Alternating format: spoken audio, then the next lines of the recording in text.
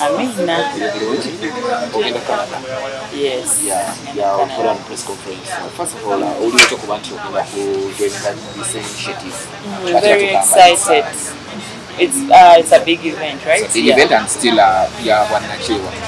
NGO. And very, very, very excited. First of all, because we've made Ogendo Soka, Ogende Canada. We were on the Singa, Ninga Canada. Atenga yensi single balloon. I want to say we come back at Genda Mukatinze. It's the first time so I'm very excited. Emusanyu Finyo.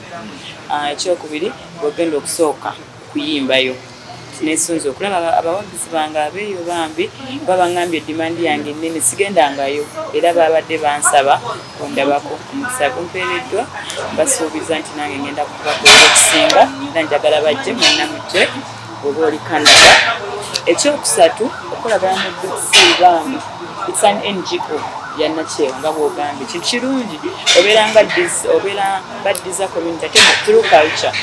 kya culture kintu kyaffe Bannayuganda kya Uganda waka ate nange njagala nnyo ebintu bya NGO so kubeera nga ndi affiliated nabo kati ntandise naka partnership nabo kirungi nti kubanga kati nze contract gye bampadde eno so ninako shows endala ezizo so kintu kirungi era ndi musanyufu.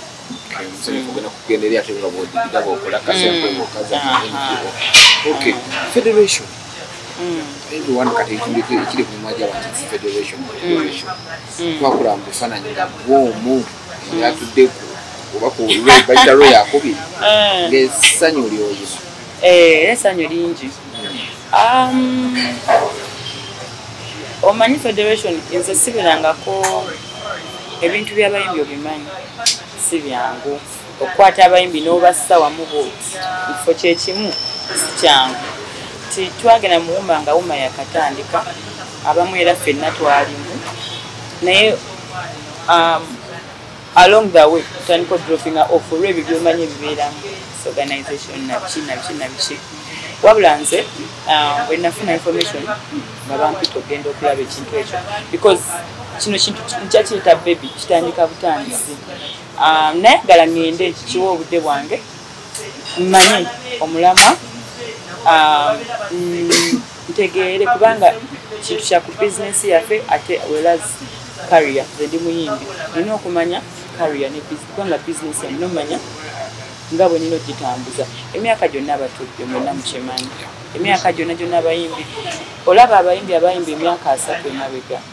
n'okaaba nga bakwasa ennaku nga ne bwalwala nga bakwera kawoshi lwaki abantu benjogerako abantu abanegikisa bakola amannya lwaki because industry yaffe yeetaaga otereeza kuva dda tetulina copyright omuyimbi aba anoonya kasente ka stage buli kaseera twabikooye tukola nnyo bannange olunaku nobeera noolina sho nga 8 sho 5 edobozi ba 3 eno ddero turiskinga nnyo obulamu bwaffe kubanga ate nga tosobola kyewala anoonya kasente ka kakubeezaawo gwe abamu kuffe tulina amafamiri tunazaala naye famire zetulina tetulabirira kwegamba nawe ng'omuntu abafaani mugenda bangi oluyimba ebiki bingi nnyo ebigwenga on behind the curtains that bafaani baffe batamanyi betuyitamu so netugamba naye maani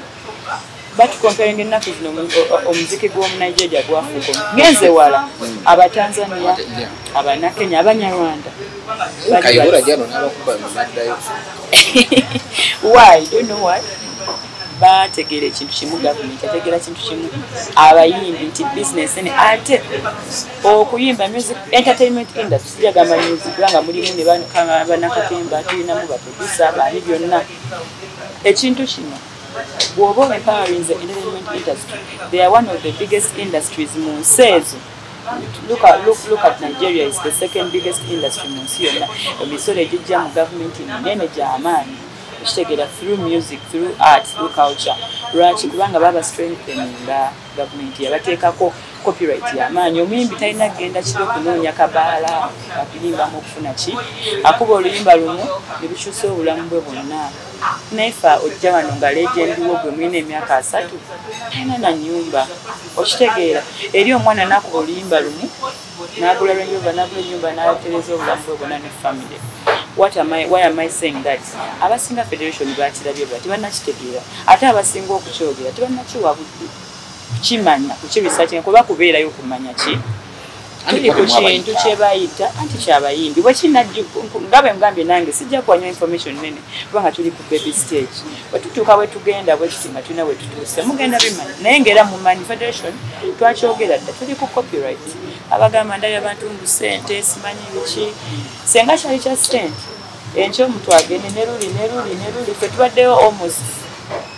nze mbadde I've attended almost 2 weeks now okitegeera lwaki nakirabamu omulamu ne future tetulaba kya wano tulaba kya future ne bwe kitatuyambe ffe abaliwo naye abayimbi abato abajja ne generation ejja n'abaana baffe ne family zaffe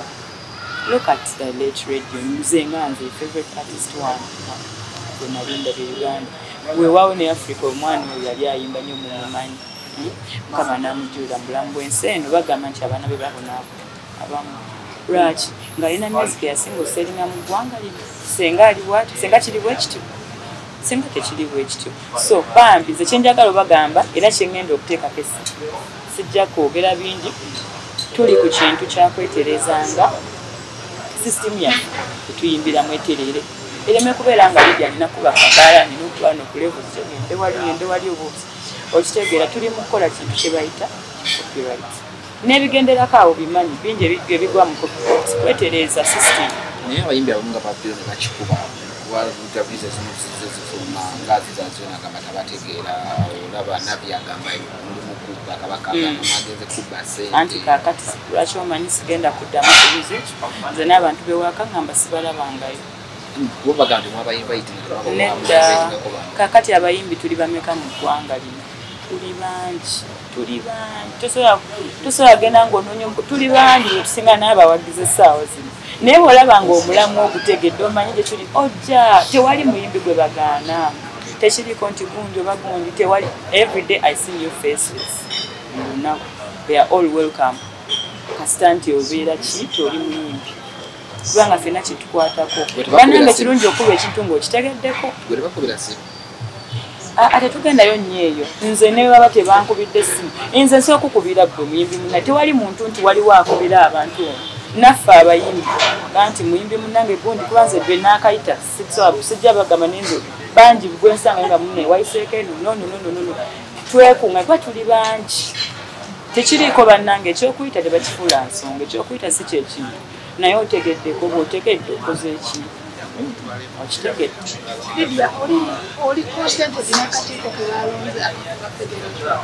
yes I mean abantu ffennyini abayimbi fe abalonda abakulembeze baffe si nti omuntu batumusibyeko nti ono oba ono ate era buli muntu yalondebwa for a reason depending on their capabilities namwe bikiraba ate so far the work is moving on well bakola omulimu gwabwe tulina baabwe chance ekintu kyakatandika si kirungi ojajinga omuntu kati sooka obawe chance olabe gye kiraga then you can judge nti omwaka guyise wakiri ekintu tekyatuyamba okitegeera ng'osose n'omuwa chance omuntu Lydia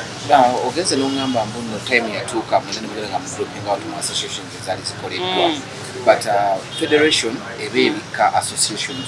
zibeera wansi wa yes kati mubeera mutya nga muli bamemba ba federation naye nga tulina association kakati okitegedde ate era okizeemu federation eri made up of different associations ate wagambye mwa dropping out mu association nakugambye kwanza gye mmanyi yokka gye nali mpulidde Ebyama naye Ebyama era tukola bweri sijja kubagamba nnyo bintu bya munda mulina nnoonya abantu abakiriki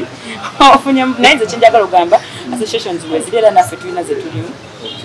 atugenda nakukola n'endala nyingi so that we make up the federation abantu basinga bagamba waliwo biliyoni 33 ezisinza otuuza abayimbi ze zigenda okubaawula kubanga eriri pazo yayajja mu kamera yagamba mugenze kulya naye mutuweekaayi sikiwulirangako ekyo ekyesente nze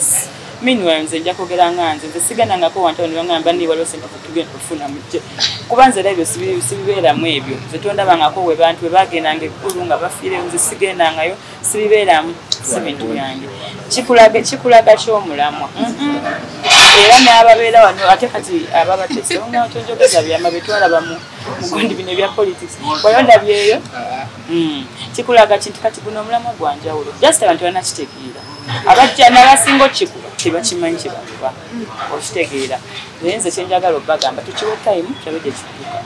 Lydia Jazmine ng'omuyimbi obadde obuze mu kamera abantu abasinga bali eyo ddala bangi batamba Lydia Jazmine kikyabala era wetugiza interview era mbadde ŋŋaanyi okujja mu kamera naye lwakuba mbagala nnyo mwabamu